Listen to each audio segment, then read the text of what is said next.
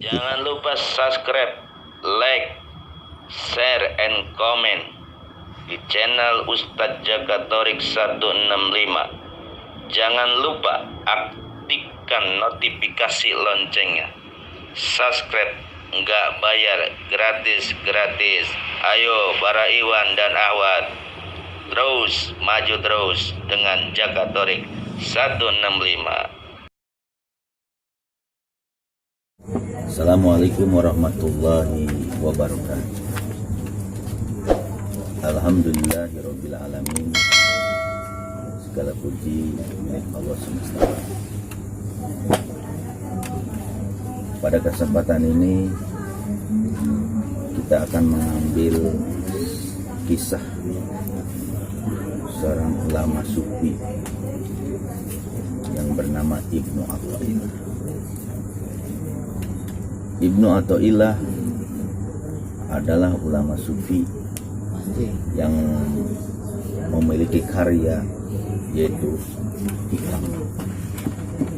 Ibnu Athaillah ini sebelum dia menjadi orang sufi, beliau ini adalah ahli hadis, ahli tafsir, ahli fikih, menguasai berbagai ilmu syariat. Kenapa? Karena dilatar belakangi oleh orang tuanya ulama besar, begitupun kakeknya pun ulama besar. Suatu ketika Ibnu Athaillah ini mendengar ulama sufi yang bernama Abbas Al-Mursi. Abbas Al-Mursi adalah seorang sufi yang memiliki guru yang bernama Imam As-Sazili. Ketika Abbas Al-Mursi ini sedang mengkaji dengan para muridnya tentang ilmu kesufian dan menjelaskan tentang perjalanan rohani, tiba-tiba Ibnu Athaillah masuk ke majlis Abbas Al-Mursi dan Ibnu Athaillah langsung menghujat bahwa Ibnu Athaillah mengatakan bahwa orang sufi ini semua pelajarannya nggak ada dasar dari Quran dan hadis. Sampai Ibnu Athaillah itu menghujat sampai dia berani mengatakan dan dia berdiri di hadapan Abbas Al-Mursi, "Ya Syekh Sufi, bahwa apa yang kau sampaikan itu tidak ada dasar dari Quran dan hadis." Seorang sufi Abbas Al-Mursi terdiam dan tidak menjawab daripada hujatan Ibnu Athaillah. Kemudian Ibnu Athaillah tetap dia berkata bahwa tidak ada dasarnya. Sampai Ibnu Athaillah ini keluar dari majlis Abbas Al-Mursi. Nah, ketika Ibnu Athaillah keluar dari majlis Abbas Al-Mursi, kemudian Ibnu Athaillah pulanglah ke rumahnya, pulanglah ke kediamannya. Kemudian dia merenung dan mengkaji bahwa orang-orang sufi itu pelajarannya tidak ada dasar di Quran dan hadis. Tapi aneh dan nyata, Ibnu Athaillah ini kemudian timbul gelisah, jiwanya gelisah, hatinya bergejolak setelah dia menghujat seorang sufi Syekh Ibnu Abbas Al-Mursi. Bergejolakkan Ibnu Athaillah. Kegejolakan Ibnu Athaillah ini untuk menenteramkan, karena dia ahli tafsir, ahli hadis, dia baca tafsir, dia baca hadis, tapi gejolak jiwanya, gejolak hatinya tidak kunjung hilang. Akhirnya Abbas Al-Mursi mengambil air wudu. Setelah mengambil air wudu, kemudian dia baca Quran. Sama ketika dia baca Quran pun gejolak hatinya tetap masih bergejolak. Karena kita tahu ketika Abbas Al-Mursi dihujat oleh Ibnu Athaillah dan Abbas Al-Mursi mengatakan, "Wahai para jamaah, kita lihat tadi itu adalah putra ulama besar. beliau menghujat karena ketidaktahuan. Kemudian Abbas Al-Mursi mengatakan di hadapan para jamaah, lihat nanti putra ulama besar ini akan datang ke majelis kita untuk menimba ilmu tentang ilmu kesufian. Ternyata ucapan Syekh Abbas Al-Mursi ini itu ternyata nyata dan terjadi kegejolakan jiwa Ibnu Athaillah, sehingga Ibnu Athaillah itu tidak bisa menenteramkan jiwanya. Hatinya selalu bergejolak hari demi hari, minggu demi minggu, bulan demi bulan.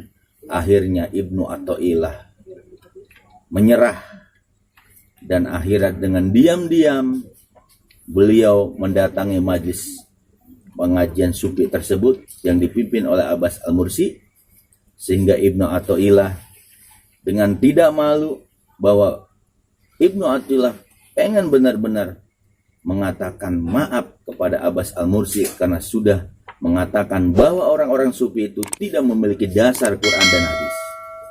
Akhirnya suatu hari Ibnu Athaillah di hadapan para jamaah Abbas Al-Mursi, dia masuk dengan beraninya, dengan tidak malunya, dia menghadap Abbas Al-Mursi, dan di situ dia menunduk dan mohon maaf atas ucapannya yang lancang bahwa orang sufi itu tidak ada dasar Quran dan hadis.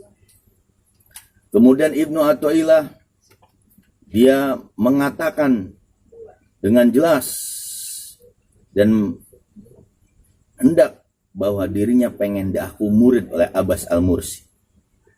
Akhirnya Ibnu Athaillah mengakui bahwa dirinya adalah bodoh, bahwa dirinya adalah kurang ilmu.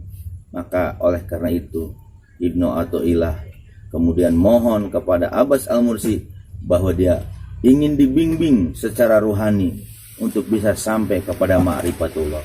Dan disitulah Ibnu Athaillah kemudian jadi murid Abbas Al-Mursi, dan seketika Abbas Al-Mursi itu menerima beliau jadi murid, Ibnu Athaillah menjadi murid, maka Ibnu Athaillah seketika ilmu syariatnya yang dibangga-banggakan ternyata tidak ada melebihi daripada ilmu sufi.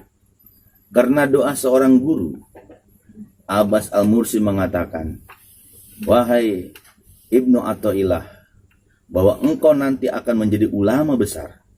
Ucapan guru tersebut ternyata terbukti bahwa Ibnu Athaillah setelah menghujat orang sufi, kemudian Ibnu Athaillah dia merenung dan mempelajari pelajaran tasawuf. Akhirnya Ibnu Athaillah menjadi orang besar. Maka oleh karena itu karya beliau yang fenomenal, karya beliau yang sangat besar bernama Al-Hikam, Hikam Ibnu Athaillah.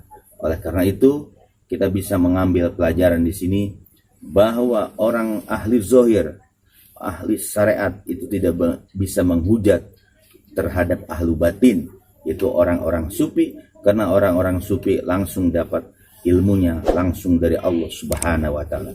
Mudah-mudahan cerita ini memberikan inspirasi buat kita bahwa mempelajari syariat, ilmu syariat saja itu tidak cukup. Kita harus gali lagi dan gali lagi.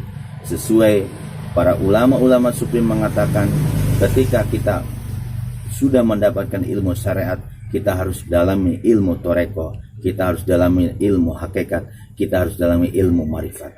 Itulah yang diajarkan orang-orang sufi, tidak lain adalah perjalanan rohani. Mudah-mudahan bermanfaat. Saya akhiri wabillahi taufiq wal hidayah. Wassalamualaikum warahmatullahi wabarakatuh.